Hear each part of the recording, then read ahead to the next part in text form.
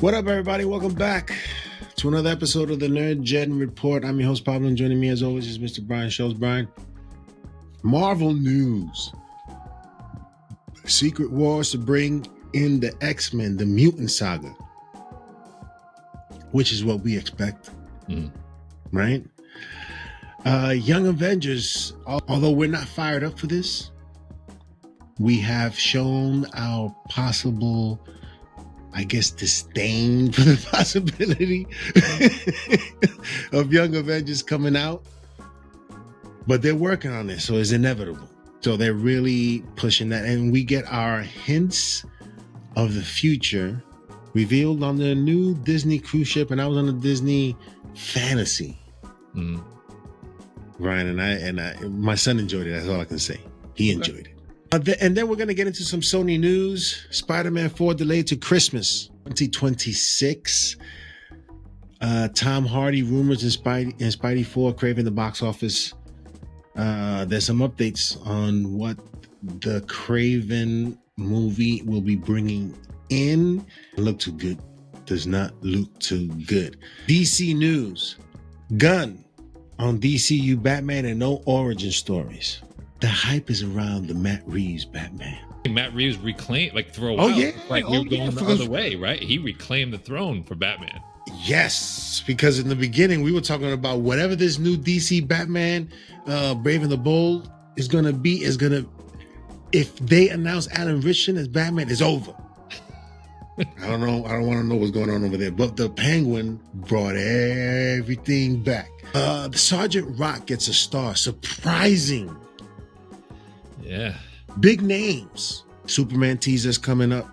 Finally, we can wait. We can count down the days, right? Well, it's done. It's been seen. We have someone in the DCU who's hyping it, who's seen it, and we kind of have a rumored date for when it's going to show. So yes, we do have some information. And some other gun commentary. Yep. And we'll also get into some other news with the Star Wars universe. This dude Cavill is in everything. Don't do it. And then we're gonna get into Idris Elba. When Brian sent me the article, I didn't even read it. This was awesome. True and awesome. It happened. We'll talk about it. It's very funny. I didn't even read it, and I said it's this guy. And then we're gonna talk about some Highlander updates. Brian's gonna really dive into that. So let's start off with Marvel news. Secret Wars. We knew was gonna usher in something new. We have some indication now that it will be the mutant saga, the X-Men.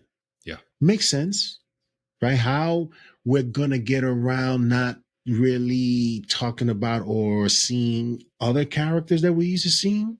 That's going to be a sort of interesting thing to talk about or see how they pull this off. Your thoughts on this development? Well, let's give Kevin's quote that sort of confirms this. So he was asked about the introduction of the X-Men and the approach to it, which he's been asked a ton of times, and this time he answers it a little differently. He says, quote, "I think you will see that continues in our next few movies with some X-Men players that you might recognize. Right after that, the whole story of Secret Wars really leads us into a new age of mutants and of the X-Men. Again, it's one of those dreams come true. We finally have the X-Men back." End quote. Look, I think this confirms the only play they really had in the playbook to kind of get out of the conundrum of the Avengers problem. Right? These movies are called Avengers movies in name only, as far as I'm concerned. Because as we've talked about many times, they don't have a compelling roster of Avengers that people are really excited to see as a team again. Which means in a separate quote, he said, confirmed, Fantastic Four is finishing filming this week. And he said, you'll see their story carried directly into Avengers 5 and 6. And then he says this. So you've got the Fantastic Four. You've got the X-Men with a lot of legacy characters and Hugh Jackman. And presumably you probably have Deadpool and Ryan Reynolds, even though he doesn't say it. So you're pushing all your chips in because you know that you don't have a great roster of actual Avengers. And you've got to give people a lineup to be excited about to go up against Robert Downey Jr.'s Doom and whatever forces, Thanos' return, which we know is coming, like is being sort of arrayed against the heroes. And that then leads to what we've talked about, what we've known, the worst kept secret, I think, in this whole universe is that the reset is coming. And that reset is not really about resetting to new Avengers, it's resetting to mutants. And that's basically what Kevin's telling you. So I'm fine with it. But I don't know what else they could have done is sort of my answer to it. I mean, there's certainly nothing else we were expecting it to be other than, for me, some of these heroes already exist in this new iteration of MCU 2.0. Again, how they make sense of all this. So, because we're going to be asking, does Captain America exist in this world, right? Mm-hmm. We're going to be asking all these questions. So I'm curious about that. But this mutant saga will be interesting in that when we get this next sort of lineup from Kevin Feige, when he's given us, what's that going to look like? Mm-hmm. That, my friends, we are then given the plan, the strategy, and we have to sort of think about whether we like it or not, right? Are we looking forward to this plan that he has? It'll be up in the air in terms of, in my opinion, X-Men shouldn't be the first movie. That shouldn't be the first thing that we see. We should see something else leading up toward everything. These big team events should be huge events, mm-hmm. not just a movie. And then the expectation, did it make $1 billion? So we're not, or did it make close to $1 billion, even though it was good? Because it could be we got to build that excitement back up, because right now it's like, what excitement certainly there's the curiosity of what this X-Men roster is going to look like when we're first seen up screen, right? It's something new, right? This is huge. Hope is that they don't rush it just for that profit, I agree. I think they also face the challenge of, since we are apparently giving send-offs, they're kind of ushering out the Fox universe in some ways, because they need to make room for how they want to build their lineup going forward. So that's a little bit of a different challenge than just introducing a character in the first place. But I'm with you. I am really hung up on the X-Men 97 approach to this, and I hope that they do it in live action, which is that X-Men 97 fully admits the existence of all the other heroes. It just doesn't put the spotlight on them. It just takes for granted that hey, look, there's Captain America. He has a scene. It's a funny scene because Rogue throws his shield like 300 miles. It's hilarious. But then he's gone. He's not the star of the show. He's just in the world. Hey, look, there's Iron Man. Hey, look, there's Spider-Man. Hey, look, there's Daredevil. I think you can do that in live action. We're going to talk about James Gunn giving the fans intelligence credit later in some ways, but I think Marvel should give the fans intelligence credit to say that it is a universe, and all we're really doing in the reset is we're pivoting the spotlight, and the spotlight is going to focus on mutant storytelling. But there is, in this new universe, this alt universe we're going to be in, there is a Captain America. There is an Iron Man. Like those characters will pop up, and they can just be seen in the background. They can do one scene. They can, hey, we need resources. We go to Stark. Like there's ways to do this that just give the fans credit without ever spending real time with the characters to where they become a distraction from the mutant saga. That's what we're doing. It's spotlighting people. It's not erasing. Let me ask you this. Do you know what that Tony Stark looks like in the X-Men 97 show? Do they show him? It's just Iron Man, right? We just see him in the suit. There you go. Steve, we see. Steve has his mask off at one point. Yeah, in that scene. Which we see. But but you're right. Tony Stark is just Iron Man. And, Spider-Man can be just Spider-Man for a moment until we get those reveals. And I'm 100% with you on the build. I like this idea because the mutant lineup is bigger than our original Avengers lineup. Like just sort of like the number of mutants that have a brand name with people. I like the idea of twos. I kind of like the idea of like, let's do two instead of one. Let's pair them up. Let's do like a duo here, or like, you know what I mean? Like, you want to do X and Magneto like as a starting point before the school is founded? Great. Let's just live with them for a while. You want to do something with Cyclops and Jean and just live with them for great. Like we can do some pair. Wolverine and Gambit, you want to do a little bit with them. Like, I don't know. You can mix and match a little bit, I feel like, across this without actually, and you can kind of write these stories as like vignettes across this world without them having to intersect, but you're laying the groundwork for this eventual, they have to cross paths, and that leads to the X-Men as we know them. I'm all in on your idea that we do not team them up on screen until the first movie, X-Men 1, whatever you want to call that, X-Men should be like the 5th movie or something. Not the first. Yeah. Or if you go the Disney Plus route, but then you're talking about doing some Green Lantern type production. You know what I'm saying? Which that is perfectly fine too. If you want to do if you want to split the load between the Plus and the big screen, you can totally do that. The opportunities, man, these guys are missing out on. Well, maybe not, because we got our first sign today in a different part of the world that maybe Disney is starting to think like we think. Okay. In what regards? Young Avengers. How so? So the 2-part information drop is that, number one, the Young Avengers have apparently started to appear as a mini team on the Disney cruise ship. It's like one of the experiences has multiple characters in the same experience teamed up. Mm-hmm. However, got a report today, actually fresh, hot off the press, that the Young Avengers film has been canceled in order to make it a Disney Plus series buildup, which I tell you is absolutely the right decision. Yes. Now it's, you're going to earn my money at the theaters if you decide to put this in theaters. You got it. Now I can see something building up that may or may not work on the first episode or 2, but if you can convince me somewhere in there, then that movie, I'm going to be there, and you're going to possibly get a fan base is what you want for the Young Avengers, right? And what's interesting is the report says this decision was a reaction function to the Marvel's bombing the way it did. And that's why I say, folks, you can't look at Cap 4 and Thunderbolts because those are still relics of the old system. They couldn't change course on those projects. Yeah. But this is a course correction. This is Disney saying, we don't have the box office belief that Young Avengers can sell to a wide enough audience. But we've got some talented actors, whether you and I like the idea or not, who we might be able to build something around. So we're going to build it on Disney Plus. To which I say, thumbs up. You're giving this a chance. This is no longer DOA. You're also giving it a chance to not be done on theaters. You got it.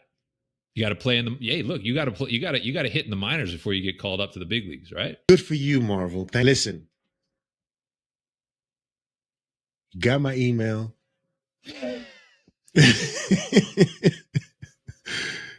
Talk to us anytime, because we've been talking about this for the longest, and I'm pretty sure the fact that, listen, news that we get isn't information that was created last week or something like that. This is inside conversation. After the Marvel's bombing, there is no way they're not having this conversation, especially after you put in the end credit scene. I'm building a team. Are you kidding me? And you see the reaction. You can't possibly go. You got Kevin on tape talking about the Marvels is going to be, Avengers come on. Yeah. So, yeah, there is someone over there. Kudos to you. Possibly talking Kevin down or talking to the team, talking to the parliament and letting them know, yo, if you do this, you see all the disaster that we're in right now is going to just continue, and we're not going to be able to recover because we wouldn't be able to earn that back with just one film, and to get back to the Avengers, it's playoffs. Yeah. Well, as Jim Morris said in that same rant, we just want to win a freaking game. That's what he said. That's where Marvel is in some regards. They just want to win some games right now. That's what we need. Yeah. But this gave me hope that our idea of using the X-Men and mutants might not be so far-fetched anymore. This idea that Disney might not assume that every X-Men belongs on the big screen right away, that you could see legitimate name X-Men appear first on TV, which is exactly what DC is betting on with the Lanterns model. So this is a win.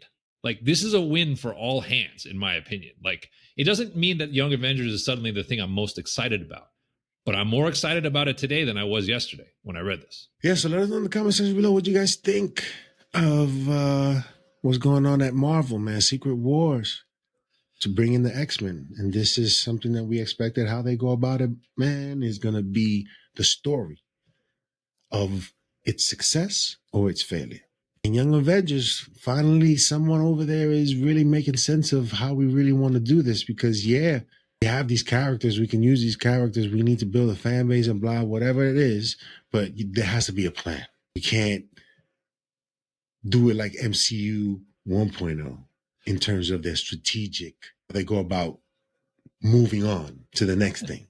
And the Marvel logo no longer automatically guarantees success at the box office for these characters. So there is a recognition there. It isn't just the characters that have to earn their keep. It's Marvel itself has to re-earn the trust of moviegoers. And this is a little bit of a background from that. And I think I applaud it, because at least it gives these characters a chance to be something. Sony news. Spider-Man 4 delayed to Christmas 2026. What was the original release date? So July. Now, so I don't think there's anything nefarious to this, to be honest. This is the Chris Nolan planted his flag, and nobody messes with that flag. His movie is coming out the week before Spider-Man 4 was originally supposed to come out. And this is the super helicopter one. Yeah, although I did see there was some quote saying like, no one has 100% captured the essence of his idea. But yes, this is the Blue Thunder Airwolf. Matt Damon, Tom Holland, Robert Pattinson, Anne Hathaway, Zendaya, Lupita Nyong'o, all already signed for a super helicopter police movie. That is not a lie that happened. Yo, you can write this on SNL and people will start laughing. Super helicopter movie? And he's got like 13 Academy Awards and like more cues than like the entire world in one movie. So not only that, but he had exclusivity with IMAX for a month on this movie. That's why I think Spider-Man moved, because it couldn't show it in IMAX because Nolan got all the screens. Yeah. So they moved it to Christmas. And by the way, No Way Home was basically a Christmas season movie and obviously was amazing at the box office. So I actually don't think there's anything bad about this. What is probably more interesting is lots more Tom Hardy smoke around this movie. Japanese press apparently dropping that he is in the movie, and no real denials from any parties that Venom is finally crossing over for real, which we kind of figured was inevitable, but is now it's pushing against my idea that I had thought that Marvel had kind of won and we were getting friendly neighborhood Spider-Man. I hear Tom Hardy's crossing over, and now I'm thinking it's a bigger event again. And that part I can't quite figure. But where there's smoke, there's fire. I think he's in the movie. So yeah. I mean, they can't keep these dudes separate for too long already. There's opportunity there. Sony sees it. They know they need it. Hardy's done with his trilogy. And by the way, look, we didn't like the movie, whatever. It's going to be it's about to cross 500 million global again. I mean, that franchise has been a reliable moneymaker for Sony. So they want to keep that momentum going. I get it. That thing is going to be basically a $2 billion trilogy, global box. And not one awesome movie of the three, one decent movie out of the three. $2 billion. Tom Hardy sold it. I mean, that's basically what did it. Yeah. So, yes, of course, they want him in Spider-Man 4 because he is box office gold for that particular character and franchise. It will happen. It just makes sense. Yeah. Craven. Speaking of not guaranteed box office. What were the expectations? Although I am interested in seeing Rhino, I want to see that sequence. I'm going to go see it. I mean, a couple of interesting Craven things. So one is box office. One is J.C. Chandler, the director. A very rare plea from a director, but I think it's worth talking about. So the preliminary box office track for opening weekend for Craven, which is the only holiday comic book movie this year, is a very disappointing 20 to 25 million. So to put that in perspective, Madam Web was about 15 and Morbius was about 39. That is poor. So this movie is not tracking to do well. It's tracking to be another box office failure for the Sony Spider-Verse. Now, J.C. Chandler, the director, he's a very good director. Margin Call, Triple Frontier. This guy makes good movies.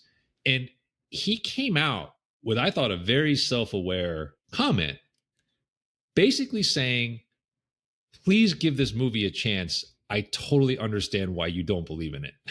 Oh, wow.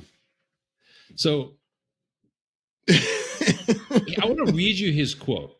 Okay. Quote, I don't want to get too into the nitty gritty of it, but here's what I would say. For me as the filmmaker, my number one goal, quite frankly, over the last couple of years where you guys are deep in this world, is that some of the fans out there, actually a lot of the fans, were upset with certain decisions and certain outcomes of Sony's Spider-Man universe. So there's been a mixed success rate. But people have got to give us a chance and come out and support this film and literally try to wash away some of the other stuff that's happened. Just give our film a chance, end quote. That is code for, I know a lot of this universe has sucked, but I think I've got something. Please try it and see if you like it. That's an amazing admission for the director. And I will go watch it just because of that. Because if he's saying that, hey, this is a really dope movie. I understand why you wouldn't want to come see it. I get it. Has there been any review embargo's not been? No, nothing yet, which is not a great sign, but that will be interesting. I agree. And it is R-rated, right? So they're definitely like limiting the audience a little bit there. But I expect a lot of reviews will be I suspect a lot of reviews. I'm interested in the reviews that talk about his performance. Yeah, I've not been a believer, and I wouldn't say the trailers have totally eased my concerns. I mean, he looks very physical in the trailers. I just don't necessarily believe in the gravitas and the voice and some of the features I associate with how I imagine Craven to be. I will give the film a chance because J.C. Chandler typically has made good movie, but it is highly unusual, and I cannot imagine Sony loved him going out there and saying, we need to try and wash away some of what has happened here. But it's true. I mean, he's obviously speaking truth there. I mean, like, Sony executive, like, yo, you've been making trash, yo. You've been making, come on. It's like, please. DC News. Oh, listen, I said it earlier. I'll say it again. At first, the hype for this new Batman was up there because of the talks and the admissions of a certain actor wanting to play the character. A lot of people wanting him to play the character because he is such, I think, perhaps the most accurate Batman live action character we've seen. He would play the hell out of Bruce Wayne. If that announcement would have happened, forget about Matt Reeves' Batman. But because of what's happened as of late, in terms of the world, not just Batman, but the world of this Batman universe that Matt Reeves has created, he has reinvented, Brian. He is 2 for 2 with characters in terms of Batman's roles. Riddler and the Penguin, each time much better than the first. It'll be interesting, although we're not interested in seeing the Joker. Perhaps we may not even get him. But to see what other characters, Mr. Freeze, who knows? Court of Owls, who knows? Wow, how much better and how much crazier it gets. And for us to see the Batman go after these guys and how they go about that, I am in. And he discussed no origin stories. Brian, because I get it. We're tired of it. Go ahead. Yeah, so that's that point on, by the way, just before we leave the Penguin. So I didn't catch this. It's made the rounds after. Apparently in that courtroom scene or city hall scene with Councilman Haiti, in the finale, the camera pans to an owl-shaped window. and people are speculating that that's a drop, that it is Court of Owls that's coming. Oh, interesting. In Batman 2. I missed that, and I saw that online this week, and I was like, oh, that's kind of cool. But I'm gonna watch just for that. Shh. Go check it out. So anyway, so if that confirms, that keeps our interest heightened. Obviously, I would even say he's elevated the profile of, like we've never seen Sofia Gigante brought to life before. Now we've got an A+ version of that. That's going to be tough to top. Miliotti's coming back. So yeah, I mean, everything is seemingly firing in the Matt Reeves Batman verse again. To be honest, to your prior point, like, who knows? I mean, if Alan Ritchson was given the part for Brave and the Bold, I don't think it diminishes my excitement for that at all, if and when that happens. But I just think it means that, right now we have a very vibrant Batman universe that we need to kind of finish exploring kind of before we turn our full attention to that. But let's give James Gunn credit for giving us credit, because someone asked him on socials, James, why are you overlooking the origin stories? To which he said, I'm not telling Batman and Superman's origin stories again. Everyone knows them. End quote, exclamation point, end of discussion. I don't need to see Bruce's parents get killed again. I know he's dealing with issues. Yes. I don't need to see Kal-El's little craft crash in the cornfield. I'm good. I know he was raised on a farm. Like, you want to see that? Go watch the first Superman. Exactly. You can't outdo what was done in some of the prior iterations. They're done really well on film. And the reality is, like, what matters in those events is the emotion the character carries, not seeing them over and over again. Which they do a fantastic job in the Batman the Animated Series in some moments. 100%. So James Gunn, a grown-up in the room, giving us credit as fans that we understand that and don't need to see it. That's a huge win for his storytelling. I'll say this before we move on. If you had any more thoughts on, did you say anything regarding on DCU Batman? Oh, he did make a comment that I thought, remember, because there was buzz about Zaslav really putting heat on him to get that DCU Batman going, even to the point where he floated the idea of maybe Pattinson should just be the DCU Batman. So Gunn held his ground, and he reverted to a broader discussion, which we'll get to with the Sergeant Rock thing, which he basically said it is still a writer's-driven process. We're only moving on this stuff when we're ready. He's like, I realize we haven't had updates, but he's like, it's because we're not ready. And he's like, we're not rushing it. Like, we're not in a rush. Like, he basically was like, DCU Batman is not imminent. So he might have been talking as much to the CEO as he was talking to us in that statement, but he basically held his ground as to, and perhaps the discussion is, Matt Reeves' Batman is fire right now.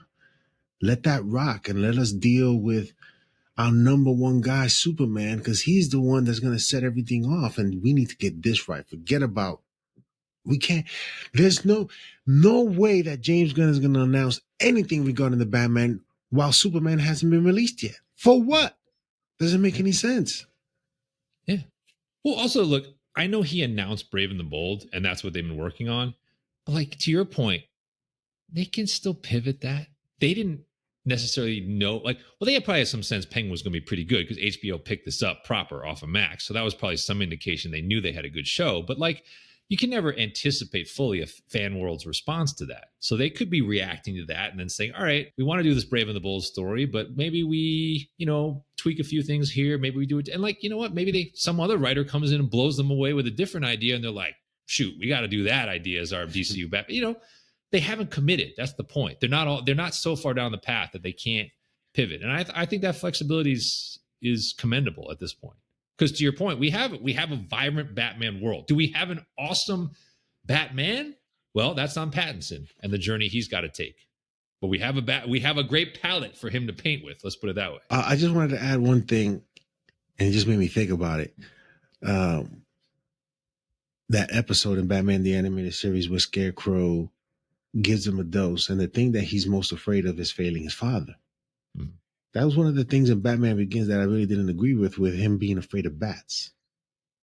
I think his ultimate fear is disappointing his parents' legacy. And for him, and for some, I guess, yes, that's part of his development or whatever the case may be. But, I guess he comes around to recognizing what he has to live up to. Well, that's But why I I just think the don't. Court of Owls and I think the Reeves verse, and I think you have to say after seeing Penguin, I trust Matt Reeves' command of family dynamics even more than ever, is no one has really traversed the territory of what if Thomas Wayne was actually human?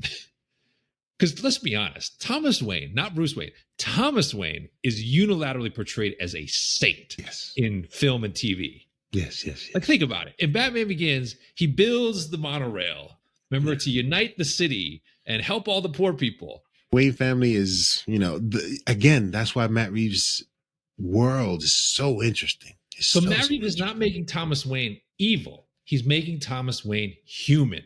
Yes. That's what's interesting. And if Robert Pattinson has to grapple with the idea that his father was flawed and flawed to the point where he made choices that he thought were necessary that laid him into the company of crime, that is interesting. Yeah. And that's what I want to see. Sergeant Rock. Ooh, this is going to happen, I think. Oh. I'm going to put Vincent, we happy? Yeah, we happy. Daniel Craig get in the bag to do something that you said, Brian, when we had that conversation about the director, oftentimes giving you something great and something, what the hell is this, right? Yep. This is interesting. Your thoughts on Sergeant Rock gets Daniel Craig to star as Sergeant Rock. Yeah, Daniel Craig is Frank Rock. So Luca Guadagnino and Daniel Craig have a working relationship. This will not be the first project they've done together. Luca Guadagnino, as I said, he typically gets a lot of Academy buzz. Challengers is a bat crazy movie from earlier this year that did well at the box office. It's pretty polarizing. Some people think it's the best movie of the year. Some people think it's just weird. But that's kind of Luca Guadagnino. Like, he does awards fair. He does indie fair. He doesn't do comic book. So clearly this is something that is personal to him. And I will say, if you dig into the character of Sergeant Rock, you can kind of see how this would be comic book, not comic book, right? This is a human guy, Frank Rock, who leads the East Company against the Nazis during World War II. Now, the original iteration of this, as we said, in Hollywood dates back to the 80s when Arnold Schwarzenegger was at one point attached to be Frank Rock. Now, that version of it, I can probably tell you, would have been filled with one-liners and commando-style executions. But this is clearly a much more serious war movie. So a war movie with Luca Guadagnino and Daniel Craig under the DC emblem, that's interesting. That's at least something you've got to pay attention to. And so I think this has gone from sort of a director's pitch to something that is going to get fast-tracked. And if Gunn is, Guadagnino's got his writing partner. They've already got a script. So Gunn's staying true to, like, look, if we've got the idea and we've got the script and everything's set up and we're good with it, we're going with the project. So this project is happening and it's being fast-tracked as Guadagnino's next film. You know what I'm looking forward to, Brian. You just want to give it to private. You want to demote someone else to Private Rock. That's what you want to do. The fact that the word rock is going to be mentioned and he's not even talked about, nobody's thinking about you, Rock. We're talking about Sergeant Rock. That's the, I know he's feeling it. I know he's feeling it. Because if he pulls off a performance and all you see all around on the billboards is Sergeant Rock and that rock is not associated to The Rock, that might pull on your emotions just a little bit. Just a little bit. Superman teaser. Oh. Brian, you said some people have seen it, and Yeah, one person who has one individual who saw it said that Corn Sweat is a star. Hey, I'm gonna say it again. I saw Dave and Corn Sweat when Netflix was doing promotion for Hollywood. This was a few years back. And when I looked at that promo and I saw him, I said, I did the Leonardo DiCaprio point.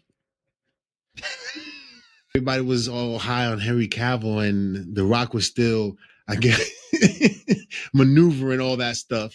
Other people saw the same thing. That is interesting about the human connection and like minds. when they see him. So I am not surprised that some of listen, anything we see. If you've seen How to Train Your Brian sent me How to Train Your Dragon teaser. Yeah, let's talk about it. Live action. How to Train Your Dragon. And I sent you $1 billion lock back. And you said that's how you do a teaser. 1,000%. $1 billion for sure. I think a lot of grown-ups are going to go see it. I will tell you. I'm seen all the animated. My kid loves the animated. We watched the TV show on Netflix, which is also good. It's a really thoughtful trilogy of movies and show. It is not just for kids. And to your point, it's 60 seconds of teaser. What does it accomplish? It shows you the world of Burke in live action. It shows you Hiccup. It shows you shouts to Gerard Butler coming back. He voiced Stoic. He's playing Stoic in live action. And then it shows the big question, the dragons. This movie will ride or fall on the dragons. And you see a shot of all the dragons, and then you see Toothless in a recreation of a scene from the movie. And it's perfect. And you're like, that's it. I don't need, you could literally not do it now. They will do another trailer, but they don't need to. They got everyone's money. Yeah. They definitely do. So what I'm saying with that is, it has to have the same effect. Yep. We have to be blown away. Anything that we see regarding Superman, anything has to blow me away. I have to be scratching.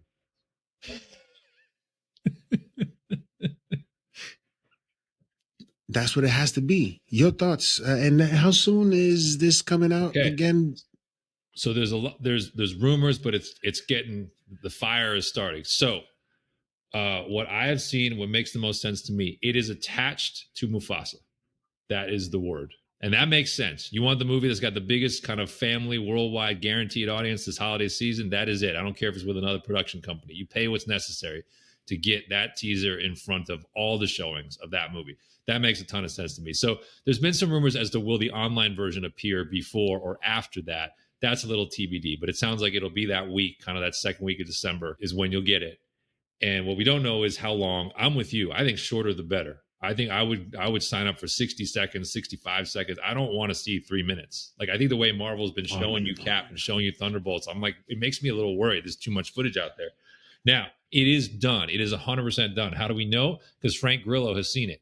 Our Rick Flag has seen it, and he took to the socials to say, quote, I got a sneak peek at the trailer, and I'm not joking. I'm not blowing this out of proportion. My skin was hot, and I had goosebumps. That's how great it is, end quote. All right. You're on the David Zaslav watch. You are officially on the David Zaslav watch, because if this trailer is mid, we are going to hang this quote on Frank Grillo. Wow. He is really setting the bar as to what we are about to see. But his reaction is the reaction that we need to have.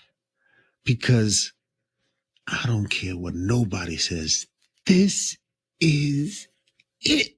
Showtime. This is the bright light. Superman, are you kidding me? Because you know what happens if it doesn't go the way you want it to go, right? $100 billion. And I reintroduce the talks of the possible sale of DC IP.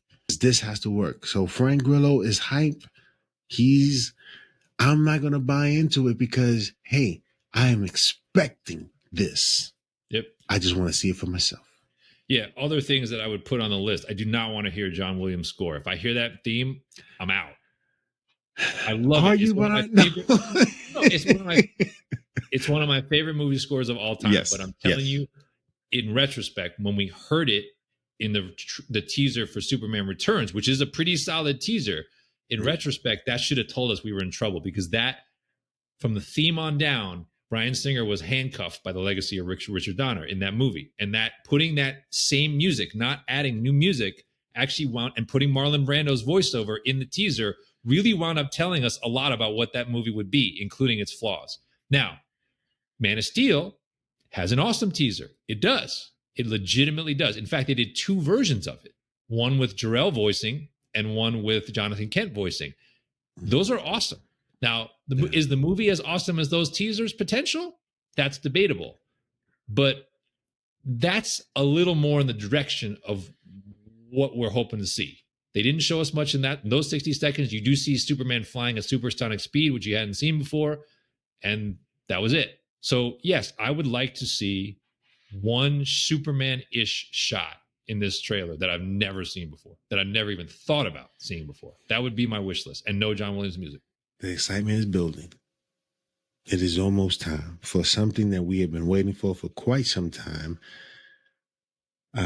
Someone in the hands of someone who actually cares about who this character is, what he stands for, how to visually represent it, that perhaps hopefully is something new that we've never seen with Superman before.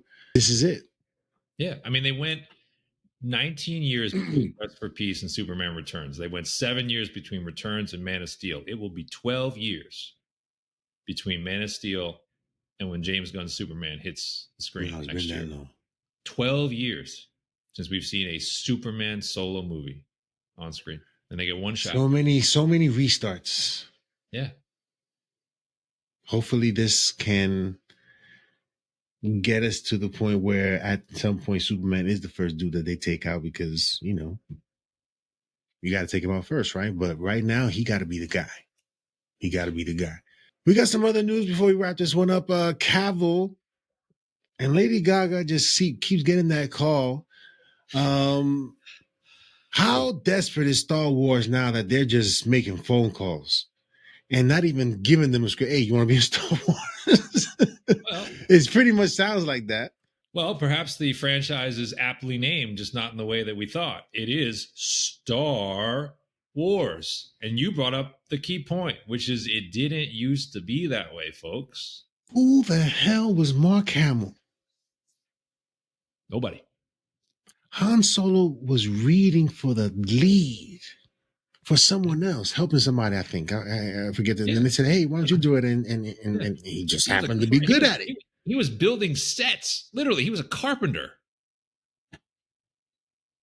And you guys are just calling stars because this is the sort of thing that, like, I'm already out, yo. It's like, this is the sort of thing I don't put on my calendar to see the first day that comes out or that same weekend. I'm not excited because you've made it into something else, a business, which I get. I get it. You paid a lot of money for it. I get it. But don't just give me faces to go see and the stories are just empty and rehashes of something we've already seen. Come on, man. Like, really? I don't know, man. It's just. So the report is that both Henry Cavill and Lady Gaga are in talks to potentially join this new Simon Kinberg Star Wars trilogy that apparently has pushed everything else Star Wars to the side. To which my first response was, didn't they just tell us that Daisy Ridley was the MVP of Star Wars? So that lasted about, 72 hours before they started making calls to be like, yo, we need more star power in here. I get it. I mean, Henry Cavill's he's enough of a star that he's gonna get a call for anything like this, right? But it probably says something that, like, he's been dancing and flirting with Marvel for years and nothing's happened yet, and now he's starting that song and dance with Star Wars. And meanwhile, what he's really signed to do is we got Voltron and we've got Warhammer and we've got Highlander, which I actually am legitimately excited about, and we got a cool update, I thought, this week on that. And Lady Gaga is obviously coming off an ill-fated turn in Joker Folie à Deux. So her star power as a movie star is probably lower than it was a couple of months ago. But listen, Lady Gaga's gonna be fine, right? I mean, she's famous, she's got her music career, all that sort of stuff. But your point is the key one. Right now, Star Wars needs them more than they need Star Wars. And that's not where we should be. It should be about the story, the wonder, the imagination of the universe. And this is just saying we need names. We need names to put on the poster. Names that I'm surprised they haven't reached out to The Rock. He got 500 million fans. If I was Cavill, I would pass. But I mean, obviously, I don't know what he's being shown. But to be a part of something like this is hard to pass, right? The only hope is the thing is that with Henry Cavill is that dude can do a horrible movie, which he's done. Yeah, He's that's made what I'm horrible saying. movies. Well, that's what I'm saying. Like, I think he should pass because, like, I don't think this is in safe enough hands that I feel like it's like, put it this way. It depends on the project. If Mangold offered him the lead of the origin of the Force, I would take that call and have that negotiation. Oh, yeah. I'm not sold on this project. The Kinberg trilogy seems very flimsy to me. And his track record is very hit or miss when it comes to the genre. Yeah. Like, that's what I'm talking about. You got to steer clear of the potential disasters in IP. Idris Elba is in He-Man. So I texted Pablo the story. He didn't even open the story, and he wrote back what was in it. I said, man at arms, man. Yeah, No exactly. question about it. And I read it, and I was like, you see? Because who else would he be, right? Like, who else? Really, like, who else? Like, King Randor? I don't know. Maybe. Well, then like I said, then he'd be like Beastman or Merman. So they're not going to do that to you. Yeah, they want to show him. Yeah. How does this announcement change your feelings towards the movie? Because I believe we've had discussions about it, and the curiosity is like, how is this going to look? How is this going to feel? You know, I've already said my thoughts about what this should look like. Like, you just picture Pandora Avatar's world and that be Eternia, right? Yep. How seriously is this movie going to be taken? I don't know.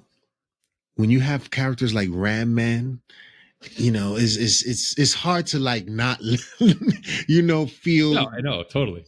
I mean, the whole thing. Awkward and laugh. Go ahead. Yeah, the whole thing. I mean, the whole thing. It's like, these were great toys to play with when we were 5. And it's like, it was great to every show tune in and be like, he just draws a sword and he makes Cringer into Battle Cat. And like, you know, yeah, it was a very simple idea. The animation is very primitive. I was trying to think of like the He-Man moves. He had the one run diagonally across the screen. He had the double fist pound on the ground. Yeah. He had the swim. Like, he kind of had these like 5 moves that he would always, and then he had the sword, and like he had like 5 things that he could do basically that you saw every single episode.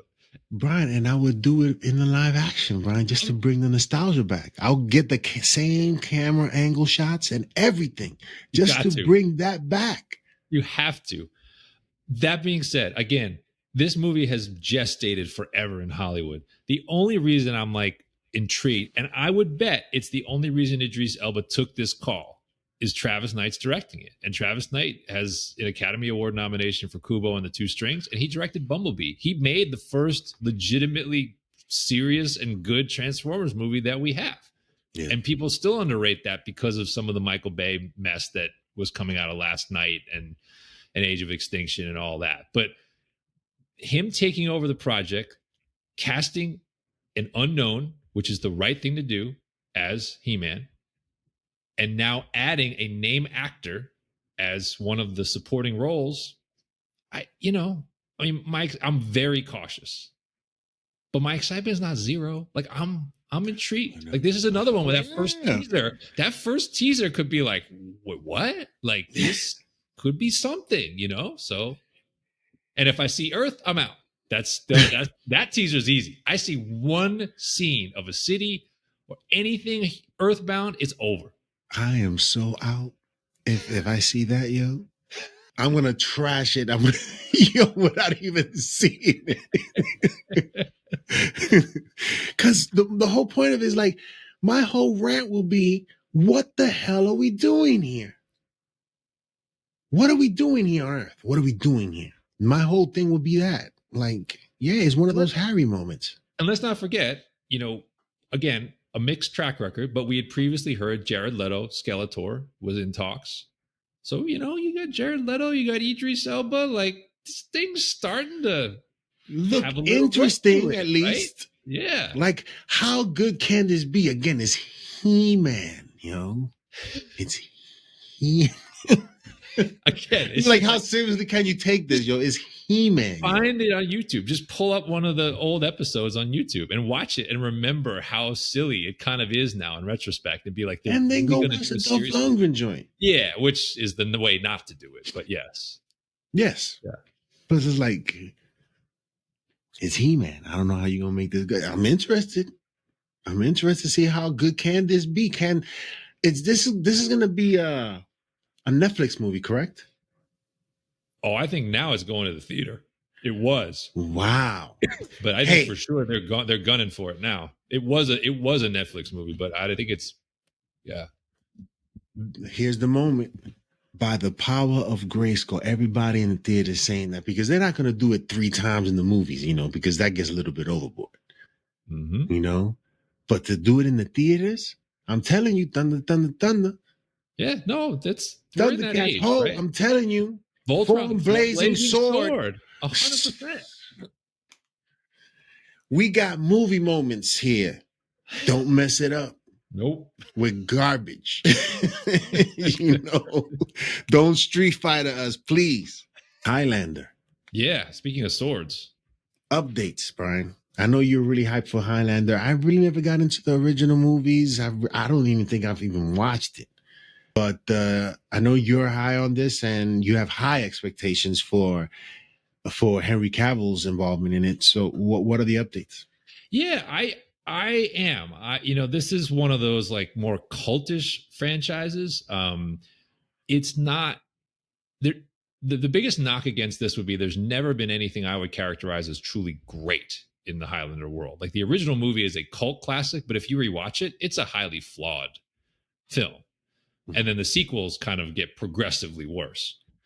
The TV show is not a terrible TV show for its time. I actually think Adrian Paul is better in many ways as Duncan MacLeod than Christopher Lambert was as Connor MacLeod, because Adrian Paul was an accomplished martial artist. So he actually could do the sword play more believably in the TV show.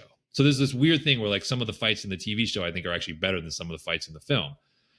But that's part of why I'm excited, because Henry Cavill we know he can do the sword fighting. I mean, he's been doing this for years between The Witcher and he can do it. Yeah. He's a physical character.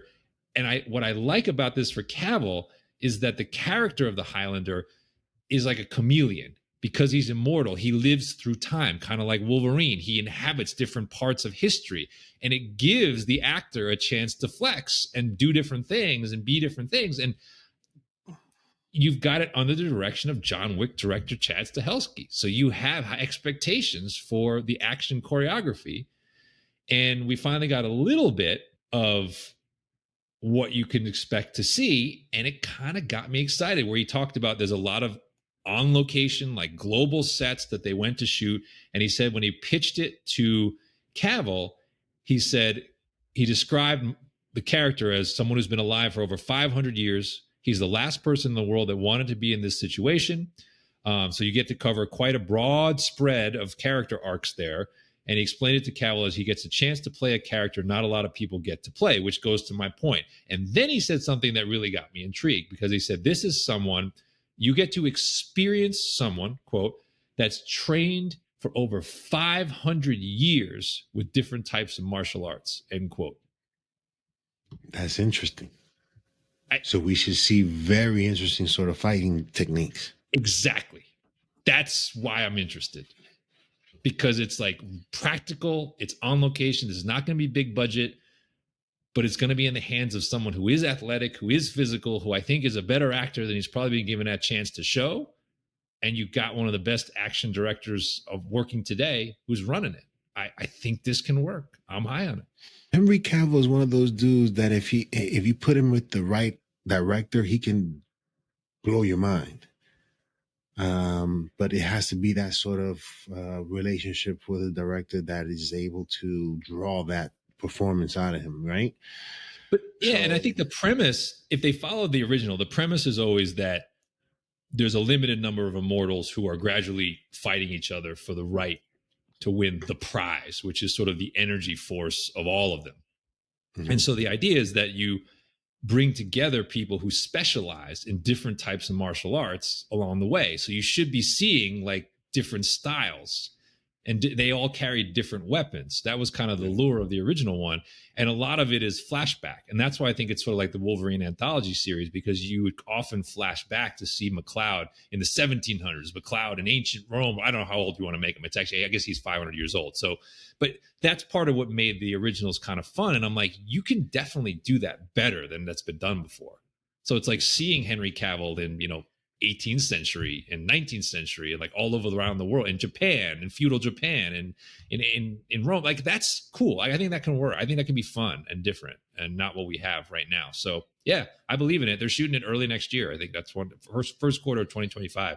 They're shooting it. So yeah, a lot of things happen in this world of the superhero genre and in the movies period in terms of entertaining, nostalgic IP. Things shaping up to be interesting, quite interesting. Marvel News, Secret Wars, X-Men, Young Avengers, looking towards a better path. I'm not going to say the right path, but a better path. Sony News, Spider-Man 4 delayed. They don't want to compete with superhero helicopters. I mean, with super helicopter joints. They don't want to compete with super helicopters. You know what I'm saying? Spider-Man, and say nah, super helicopter.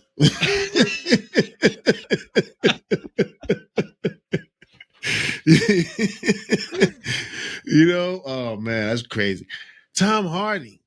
It's inevitable for him to return. He did his 3 trilogies and still making money, regardless of what we think. And it's only inevitable for him to get that bigger bag showing up in a movie with Spider-Man for the first time and seeing what that will be like. Because if it's forced, I think we as fans will detect it, and at that point, it's like, I don't know. I don't know. Craven, director, saying, hey, give this movie a chance. I get it. And that's someone being like, yo, give this movie a chance because it's a good movie. I think it's a good movie. And he you can tell that he really put some effort into this and he wants people to see it despite the atrocities that we've been given, as of late. Hey, gun on DCU Batman and no origin stories. That's, Matt Reeves is hot right now. We got to let that rock. His business. And plus, Superman needs that attention because anything related to Batman is just going to supersede any headline Superman gets. It's just what it is. Sergeant Rock, Daniel Craig. I can't wait. I cannot wait. Sergeant Rock. Sergeant Rock. Sergeant Rock is going to be all over. He has to drive in his car and watch the billboard, and the Rock has nothing to do with you, man. It has nothing to do with you. That's why you want this to be a hit, too. You want this to be good, and you want this to be a hit. Because, listen, then the fact that Daniel Craig is signing up to be, and once we get a teaser trailer, forget about it, yo.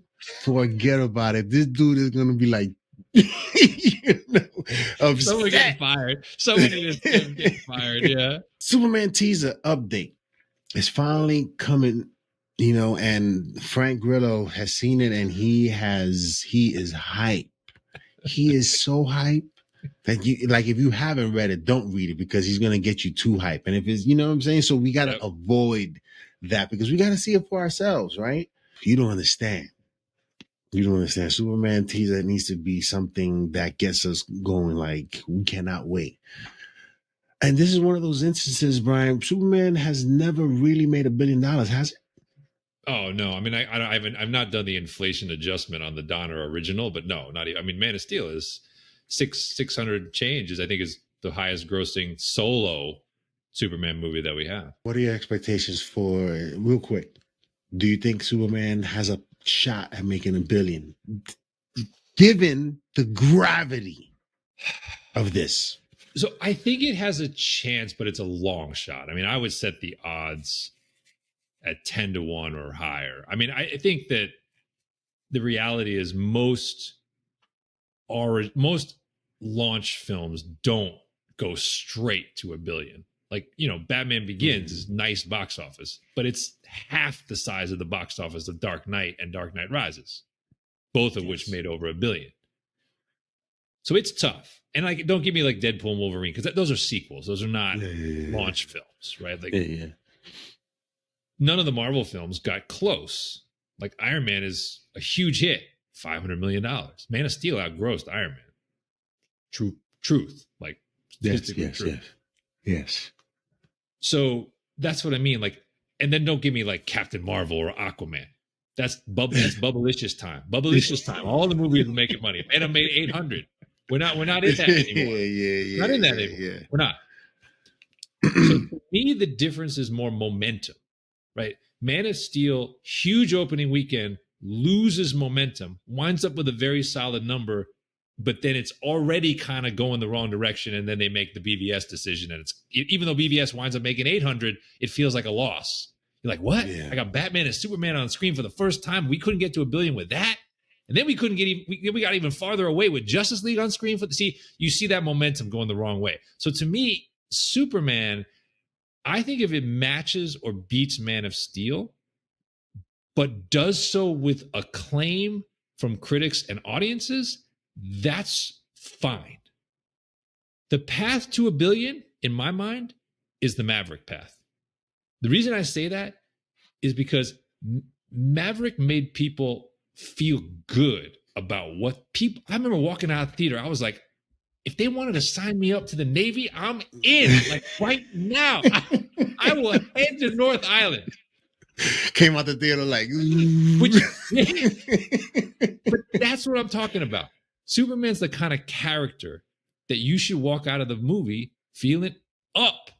You shouldn't feel down on the life and down on the world. So that's what I'm talking. The path to $1 billion is people walk out of the movie and you're like, man, it's been years since I had that wholesome, that fun, that unbelievable escapist time at the movies. You got to see this movie 3 times.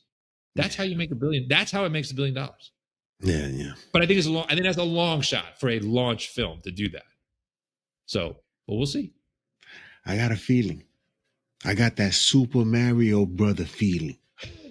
Because I called that last time. You did. And that to your point is it's a different audience in some ways, a more younger audience, but it has that same idea that I'm talking about. Like it's nostalgia, but it's that feeling. You're watching that movie and it's like, is that an amazing movie start to finish? No, but you're watching it and you're like caught up. You're like, man, they got it. They understood the game and they're playing the hits and I'm playing along with them and I'm having fun. So I walked out feeling like I had a fun time. Yeah. Star Wars universe, they're putting up the Rolodex and calling the top talent. That's what they're doing. You hit it. We're not discovering new talent here. No, you're right though. If we see Dwayne Johnson in talks for a new Star Wars trilogy, it is over. That's the end of the. I'll never talk about Star Wars again. That's the end. I will talk of it. I will talk of it. Listen, when Star Wars episode 4, is it 4, 5, and 6? New Hope. Star Wars New Hope. Yeah, 4, 5, and 6. When I watch it on TV, I'm elsewhere. I'm but this stuff right here, I can care less. And if The Rock was to ever be involved in something like this, I would be so done. So done. I would never talk about Star Wars. I don't care what's happening with Star Wars. I'm never going to talk about it again. I'm telling you, you might have to bleep it, but you got to find the Hannah quote where he says, Vincent Hannah, where he says, "Don't waste my money time." Don't waste my time. That's it. Yeah. Oh my God. Idris Elba signing up to do He-Man. I don't know what this is, but I'm curious. I've always been curious because you want to see what this is going to look like because it's He-Man. Again, it's He-Man, yo. What the hell are you expecting from this? There's ways to make this okay. Yeah. There's ways to. You know what I always thought about the actual He-Man character? What was that movie that Ryan Reynolds did? That he was he blew himself to be Diesel. Free Guy. Free Guy. Yeah, sorry, you're right. Yeah. Free Guy. In Free Guy, there's a character, he makes himself to look like real Diesel and big. I mean, that's what you would expect He-Man to sort of look like, right? Almost, kind of. Yeah. Because he's huge. Yeah. Almost like Hercules, Lou Ferrigno. Even though that movie is horrendous, I still watch that.